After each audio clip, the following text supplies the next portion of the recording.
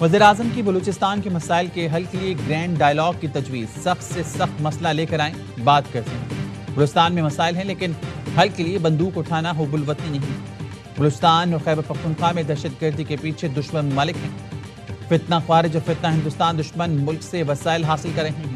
وزیراعظم شہباز شریف کا Balochistan national workshop سے خطاب، کا بلوچستان میں ملک کا امیر ترین صوبہ ہے۔ بلوچ اور پشتون قوم پر مشتمل بلوچستان قدرتی وسائل سے مالا مال ہے۔ مسائل کی آڑ میں کوئی محب وطن بندوق نہیں اٹھا سکتا۔ یہاں شناختی کارڈ دیکھ کر بے دردی سے لوگوں کو شہید کیا گیا۔ جو ہو گیا سو ہو گیا، آئے مسائل پر بات کریں۔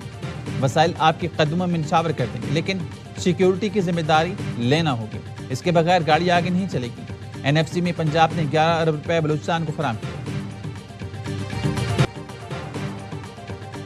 بلوچستان اور پاکستان کا حال اور مستقبل ایک ہے اور ہمیشہ ایک رہے گا۔ فیلڈ مارشل سعید اعظم منیر کی بلوچستان کی اہم شخصیات اور سیاسی قیادت سے ملاقات میں گفتگو۔ فیلڈ مارشل کا کہنا تھا بلوچستان میں امن و استحکام، سرمایہ کاری اور عوام کی خوشحالی کے لیے ناگزیر ہے۔ بلوچستان کی تقدیر سے بلوچستان کے عوام کے ہاتھوں میں ہے۔ فتنہ خوارج اور فتنہ ہندوستان بلوچستان کے غیر مستحکم کرنے کے غیر ملکی پراکسیز ہیں۔ دشمن عناصر بلوچستان کی ترقی روکنے کی کوشش کر رہی ہیں۔ ریاست کے بھرپور رد عمل سے دشمن کے مذموم عزائم ناکام بنائیں گے۔ بلوچستان کی اہم شخصیات کا امن، ترقی اور خوشحالی کے لیے عزم کا اعادہ، شرکا کا غیر ملکی خطرات کے خلاف ریاست اور مسلح افواج کے شانہ بشانہ کھڑے رہنے کا عزم۔ کہا سچ غالب آئے گا، دشمن کا جھوٹا بیانیہ دفن ہو جائے گا۔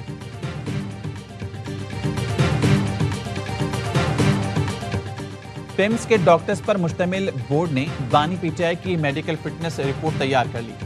سپریم کورٹ حکم کے مطابق میڈیکل رپورٹ کی تفصیل نہیں دے سکتے۔ بانی PTI کے علاج پر پیمز اسپتال انتظامیہ کا اعلامیہ جاری۔ بتایا گیا 20 اور 21 اگست کی درمیانی رات بانی PTI کو اسپتال پیمز لائے گا۔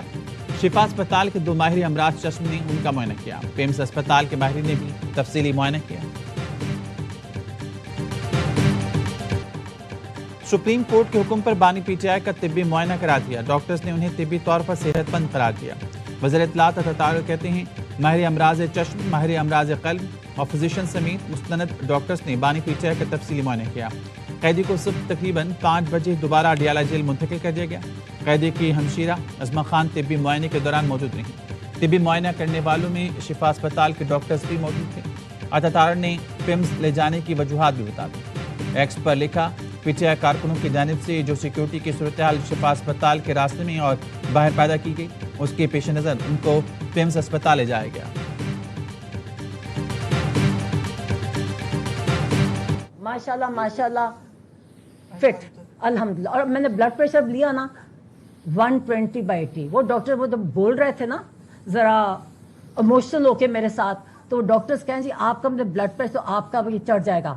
وہ کہتے نہیں میرا نہیں ایسے چڑھے گا۔ پہلے ڈیجیٹل پہ لیا تو اس پہ فرق تھا تو پھر نے ہاتھ سے لیا۔ بانی PTI کی صحت مستحکم اور ماشاءاللہ فٹ ہے۔ بلڈ پریشر پہلے مشین سے چیک کیا تو فرق آ رہا تھا، پھر ہاتھ سے چیک کیا تو 120/80 تھا۔ سابق وزیراعظم کی ہمشیرہ ڈاکٹر عظمہ خان کی پریس کانفرنس، کہا بلڈ پریشر چیک کرتے وقت بھائی مجھ سے بات کر رہے تھے۔ ڈاکٹرز نے کہا کہ آپ بات نہ کریں ورنہ بلڈ پریشر چڑھ جائے گا۔ بھائی نے کہا نہیں میرا بلڈ پریشر نہیں چڑھے گا۔ بانی کو آنکھ میں ٹیکے لگے تو آہستہ آہستہ ٹھیک ہونے لگی۔ آنکھ میں ہیمریجز تھے، مجھے دکھایا گیا کہ اب معمولی سا مسئلہ رہ گیا ہے۔ مزید بہتری کے لیے احتیاطی طور پر فالو اپ انجیکشنز بھی لگیں گے۔ نظر 100% نہیں لیکن بہتر ہوئی ہے۔ وزیر دفاع خواجہ آصف کا قومی اسمبلی میں اظہار خیال، کہا بانی PTI کو بلڈ پریشر کی ادویات دی جا رہی ہیں مگر صحت سے متعلق فکر کی کوئی بات نہیں۔ میری اور بانی PTI کی عمر کے افراد کو ادویات استعمال کرنا پڑتی ہیں، اسے جواز بنا کر معاملے کو سیاسی رنگ نہ دیا جائے۔ اس ڈاکٹر کا نام لے سکتا ہوں جس نے ان کے صحت کے متعلق بتایا، جس کو بتایا وہ بھی اسمبلی میں موجود ہے۔ بانی PTI نواز شریف کی بیماریوں کا مذاق اڑاتے تھے۔ نہیں کہتا یہ بدلا ہے لیکن ذرا پیچھے مڑ کر بھی تو دیکھیں، آپ نے تو سیاست کو ہی گٹر میں ڈال دیا۔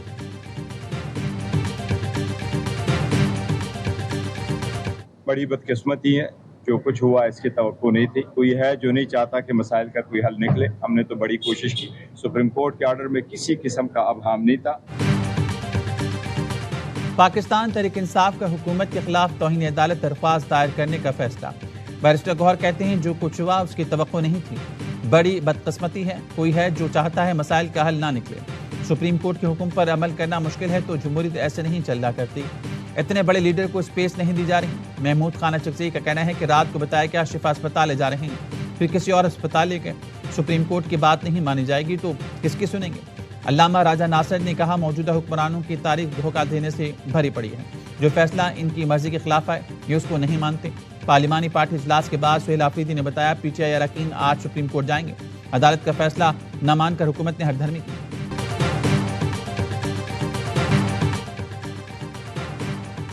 सुप्रीम कोर्ट के फैसले से कोई रूगर्दानी नहीं हुई। वजीर पार्लिमानी अमूर तारिक फजल चौधरी कहते हैं, हुकूमत के खिलाफ कोई साजिश या गड़बड़ नहीं हो रही।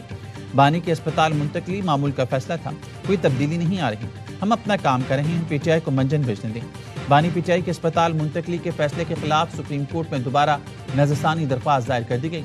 ज़राए का कहना है, मुतफरिक नजरसानी दरख्वास्त रजिस्ट्रार ऑफिस के एतराज़ात दूर करके दायर की गई। मौक़िफ़ अपनाया गया, अदालती फैसले में जेल रूल्स को नज़रअंदाज किया गया।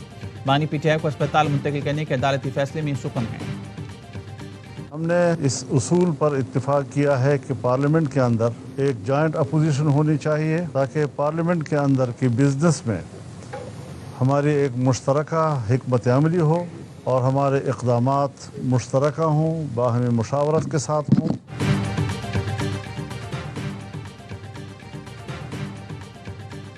मौलाना फजलुर रहमान की रिहाइशगाह पर अपोजिशन जमातों की बड़ी बैठक। पार्लियामेंट में मुश्तरका हिकमत अमली अपनाने का फैसला। मीडिया से गुफ्तगू में मौलाना फजलुर रहमान ने कहा, अपोजिशन इत्तेहाद बनाने पर असूली इत्तेफाक हो गया ताकि ऐवान के अंदर फैसले मुशावरत से हों और अपोजिशन मुश्तरक हिकमत अमली से मौसर किरदार अदा कर सकें। अपोजिशन लीडर महमूद खान अचकज़ई ने कहा, अवाम की ताकत सियासी लोगों के पास है। सियासी लोग ही मुल्क बचा सकते हैं। सियासी जमातें आइन पर मुतफिक हो जाएं, मुंतखब नुमाइंदे मुल्क की पॉलिसीज बनाएं। असद कैसर ने कहा, मुल्क में जंगल का कानून बन गया है। बानी पीटीआई इस वक्त मुश्किल में है। हुकूमत ने सुप्रीम कोर्ट की तौहीन की। सलमान अकरम राजा ने कहा, हमें पूरी कौम को साथ लेकर चलना होगा। पार्लियामान की हम आहंगी की जरूरत है।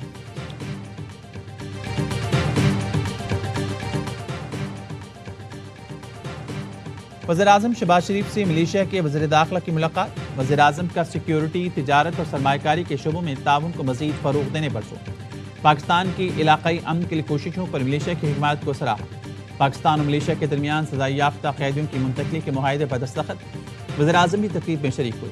नायब वज़ीर-ए-आज़म सागडार, वज़ीर मुमलिकत बराए दाखिला तलाल चौधरी और दीगर की भी शिरकत।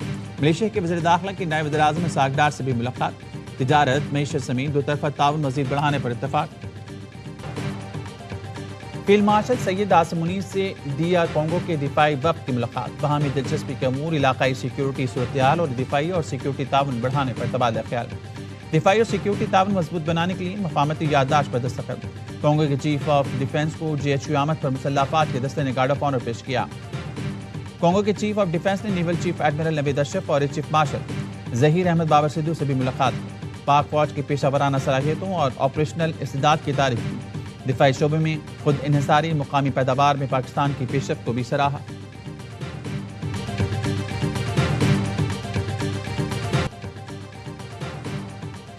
दहशतगर्दों के खिलाफ सिक्योरिटी फोर्सेस की ताबड़तोड़ कार्रवाइयाँ। फोर्सेस और पुलिस के बलूचिस्तान और खैबर पख्तूनख्वा में मुश्तरका इंटेलिजेंस बेस ऑपरेशन। मजीद 49 दहशतगर्द मारे गए। बलूचिस्तान के इलाकों मस्तूम, मच, फुजदार और पंजगोर में 10 इंटेलिजेंस बेस ऑपरेशन के दौरान 37 दहशतगर्द जहनुम हासिल किए गए।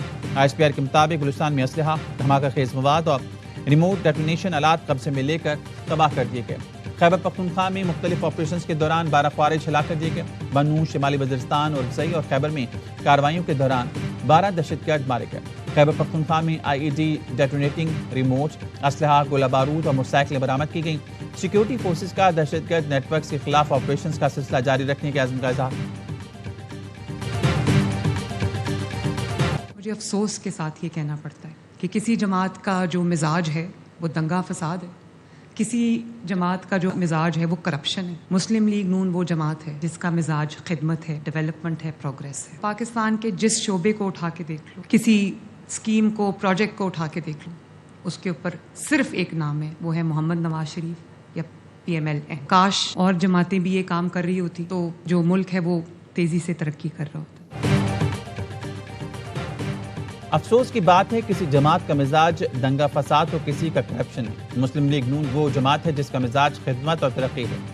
وزیر اعلیٰ پنجاب مریم نواز کا تقریب سے خطاب، کہا پاکستان کے جس شعبے اور منصوبے کو اٹھا کر دیکھ لیں نون لیگ کا نام ہے، کاش دوسری جماعتیں بھی کام کر رہی ہوتی تو آج ملک کہاں کھڑا ہوتا۔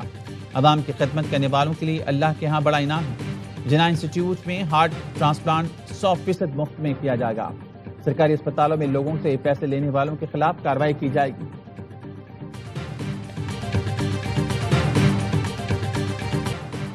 حکومت نے پیٹرول مزید 3 روپے 81 پیسے مہنگا کر دیا، نئی قیمت 341 روپے 59 پیسے فی لیٹر مقرر۔ ڈیزل کی قیمت میں 3 روپے 59 پیسے اضافہ، 1 لیٹر 368 روپے 39 پیسے کا ہو گیا۔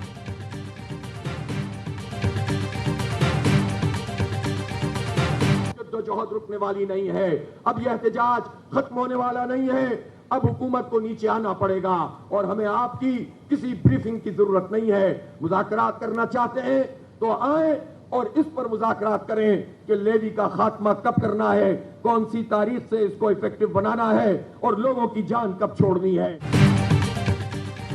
ہماری جدوجہد رکنے والی نہیں، حکومت کو نیچے آنا ہوگا۔ ابھی تو ہم وارم اپ ہوئے ہیں، اصل میچ شروع ہونا ہے۔ احتجاج ختم نہیں ہوگا، لانگ مارچ بھی کریں گے۔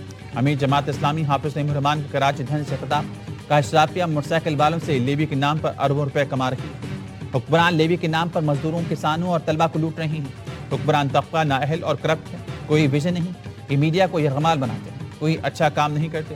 کچھ لوگ ہمارے دھرنوں کے بارے میں مایوسی پھیلا رہے ہیں۔ ہم نے حکومت کو IPP سے معاہدے ختم کرنے پر مجبور کیا، پیٹرولیم لیوی بھی ختم کرائیں گے۔ وفاقی حکومت ہو یا صوبائی حکومت، سب صرف کراچی کو لوٹتے ہیں۔ فارم 47 کی جماعتیں کراچی کی نمائندگی نہیں کرتی۔ دھرنے کے باعث عبداللہ ہارون اور اطراف کی سڑکوں پر ٹریفک جیم۔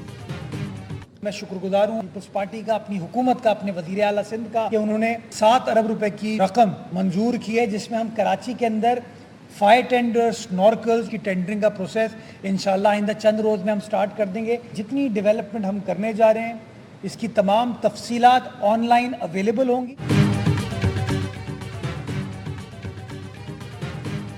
کراچی کے لیے 7 ارب روپے کی منظوری پر پیپلز پارٹی اور وزیر اعلیٰ کا شکر گزار۔ میر کراچی مصطفیٰ کہتے ہیں احتجاج کے لیے کوئی پارک مختص کر دیتا ہوں، سڑکیں بند کر کے احتجاج کرنے سے نقصان شہریوں کو ہوتا ہے۔ KMC کونسل میں میئر، ڈپٹی میئر اور MC کے لیے اورنگی میں 80 گز کے مکان کی تجویز لاؤں گا تاکہ ہم وہاں رہیں۔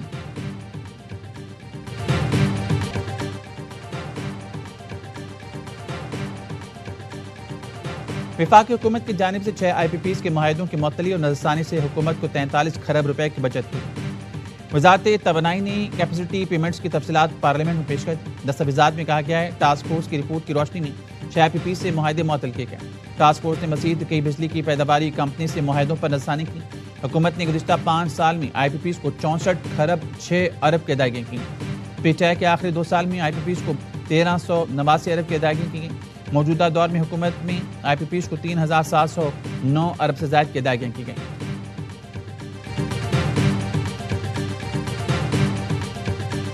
اسلام آباد میں NCCIA کا نجی G8 میں غیر ملکیوں کے جعلی کال سینٹر پر چھاپا، ڈیجیٹل آلات اور دیگر مواد تحویل میں لے لیے گئے۔ ترجمان نے کہنا ہے کہ کارروائی سائبر کرائم اور فراڈ کال سینٹرز کے خلاف کریک ڈاؤن کا حصہ ہے۔ پاکستان سمیت 12 مسلم ملکوں کا شام کی صورتحال پر مشترکہ بیان۔ شام میں ابو الظہور فوجی ایئر بیس پر اسرائیلی فضائی حملوں کی مذمت۔ ترجمان دفتر خارجہ کے مطابق اسرائیلی حملے شام کی خود مختاری، علاقائی سالمیت اور سیاسی وحدت کی کھلی خلاف ورزی، شام کی سرزمین اور بنیادی ڈھانچے کو مسلسل نشانہ بنانے پر گہری تشویش کا اظہار۔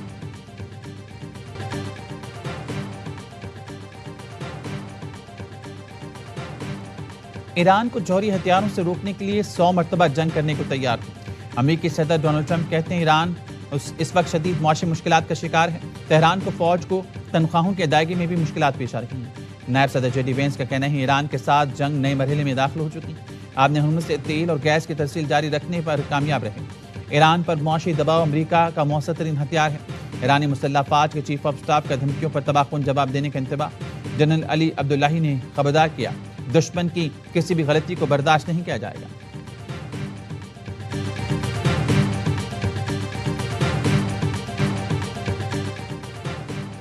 ترکیہ نے اسرائیلی وزیراعظم کے عالمی گرفتاری وارنٹ پر انٹرپول سے رابطہ کر لیا۔